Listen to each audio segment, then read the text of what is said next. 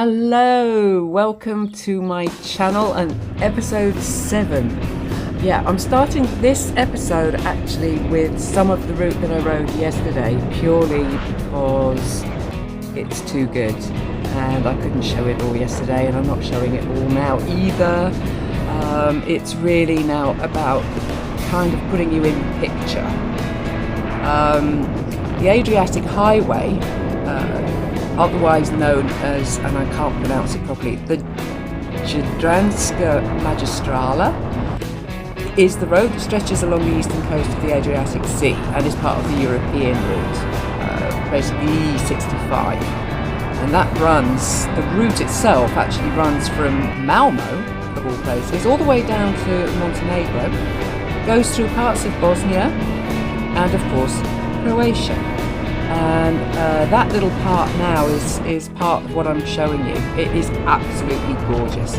You go past a lot of the islands, a couple of the really well-known ones, including Rab, and the views are just stunning. And I just couldn't kind of leave this part of the route without showing you a little bit more. You know, it's just too good, really.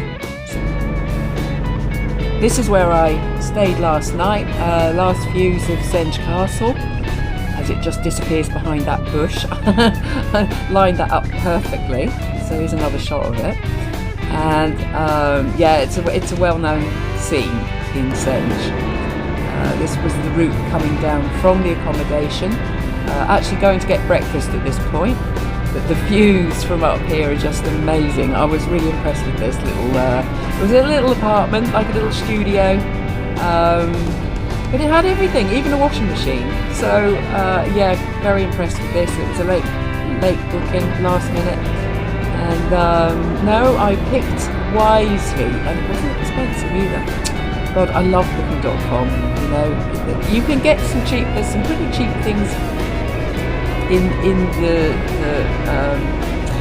in between, shall we say? Because a lot of the accommodations are expensive. Actually a lot more expensive than they would be if you just actually rolled up and knocked on the door, which I've done a few times.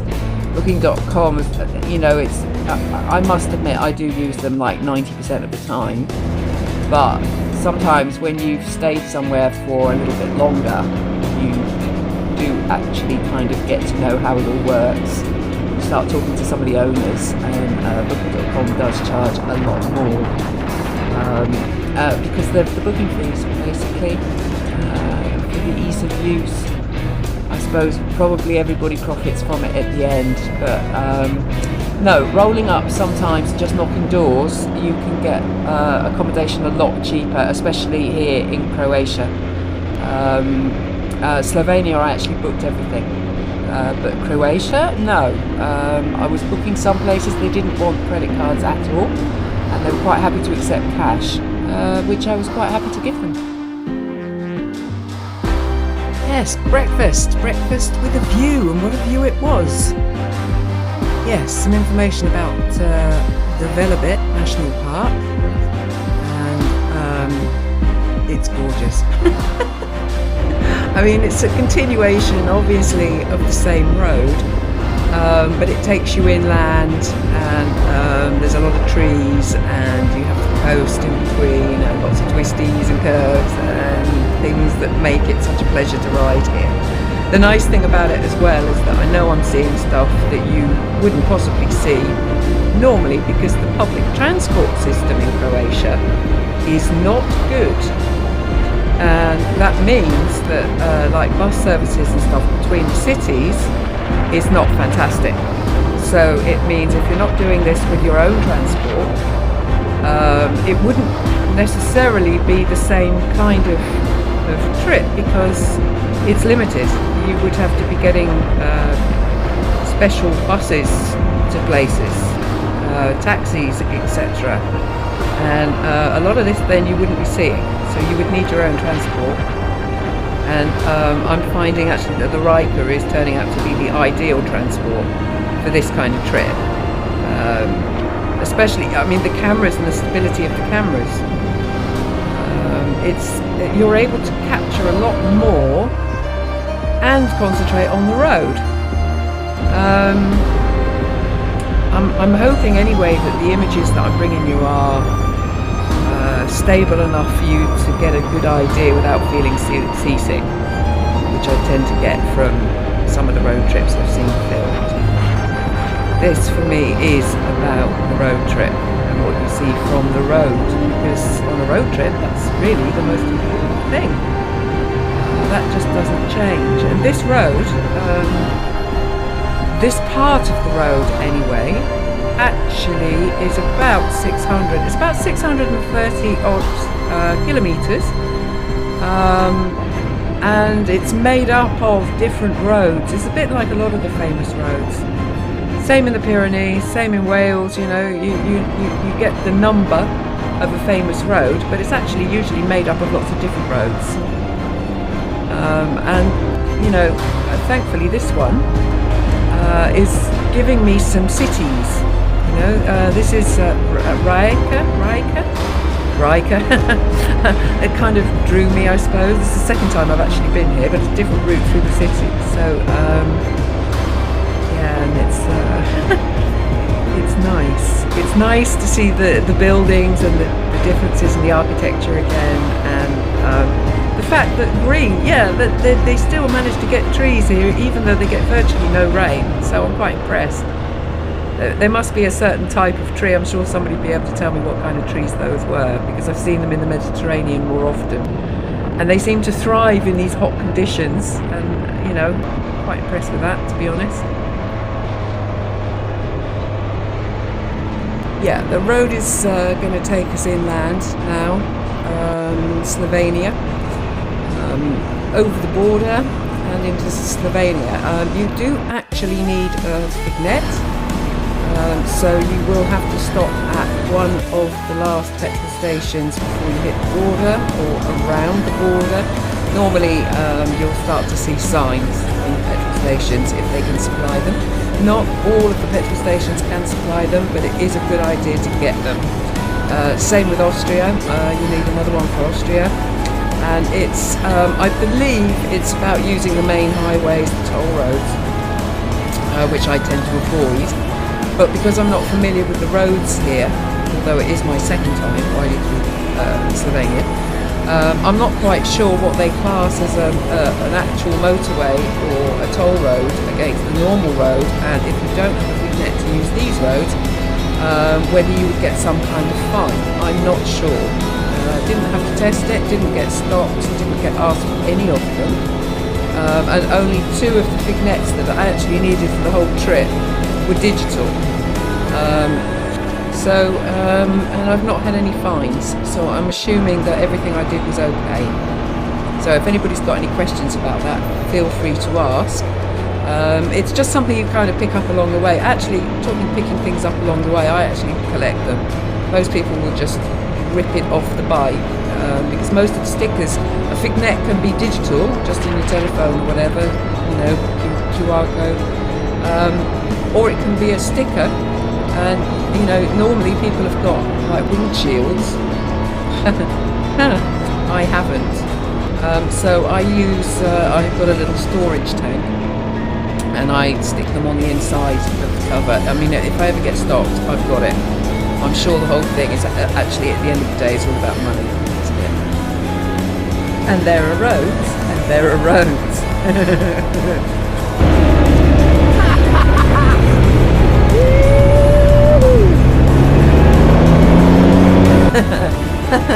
And without realising it, I have discovered the creme de la creme of moto roads, because obviously this is a haunt because of the amount of bikes I saw coming up and down on this road. Actually, nobody overtook me, so that's a plus point.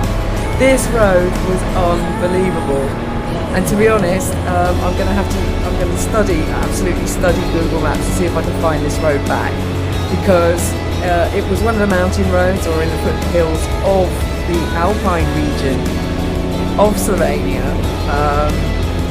on my way towards Bled. I should actually be able to find it, or maybe Ljubljana, but I was on my way. I passed Bled eventually, but not on this road. This road was an absolute joy, with photographers, bing bing, yeah, this is one of those roads. Look at the amount of bikes going up there. And it went on for ages and ages. It was like paradise, absolute paradise. It's not busy, the weather was fantastic, and it was just kilometres and kilometres of bends and hairpins and just pure joy. And I can't believe it when I find these kind of roads and I have absolutely no idea where I am or if I'll ever be able to find this road back on a map, because this is a road I would love to ride again. Seriously, this was just pure joy, absolute pure joy.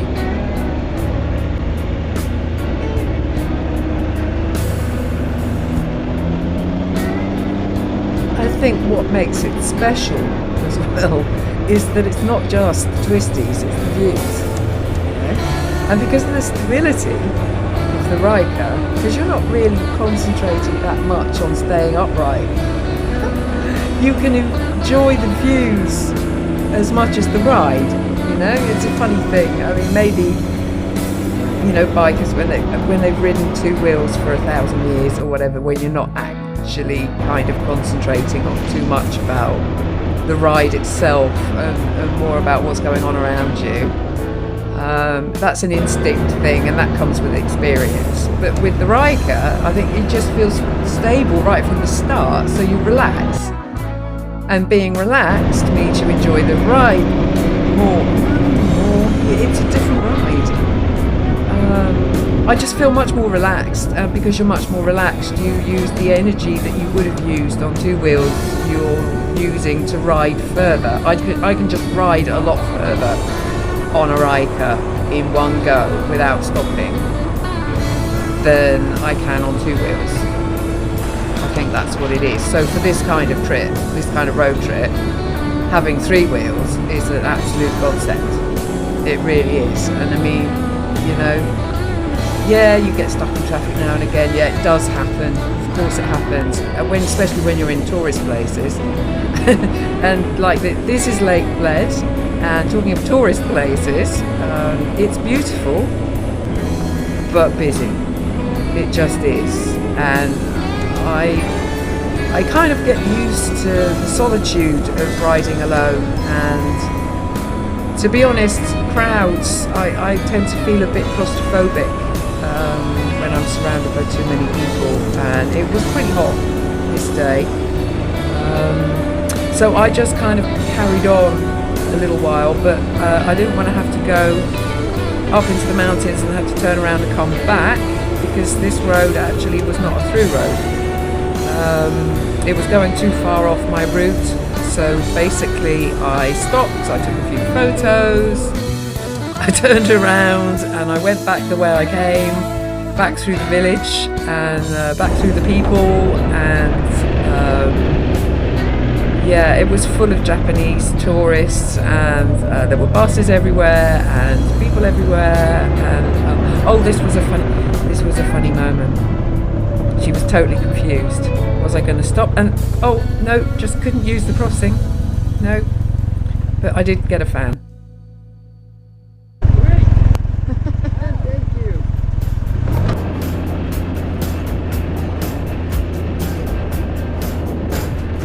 It is lovely to see Lake Bled though in the sunshine.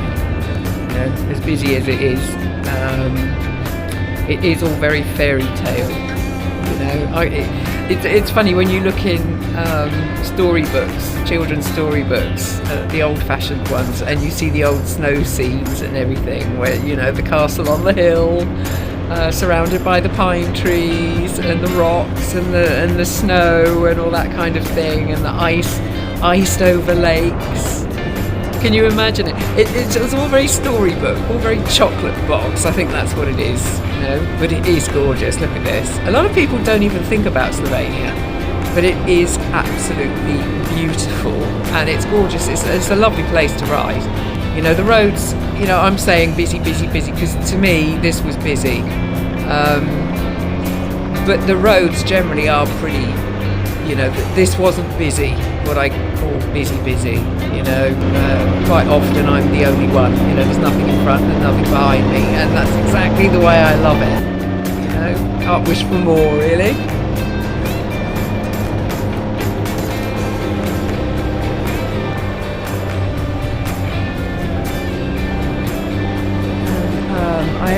one more accommodation in Slovenia. It's a place again that I booked via booking.com, and a bit of a last minute decision. Yeah, I kind of wrote it, I got tired as usual, and I just think, right, okay, what's local, what's got parking, and what includes breakfast, what's got a restaurant, what's got a bar. Oh, tick, tick, tick, tick, tick, done. So one night, and this is what I woke up to the next day. How the world changes. To be continued.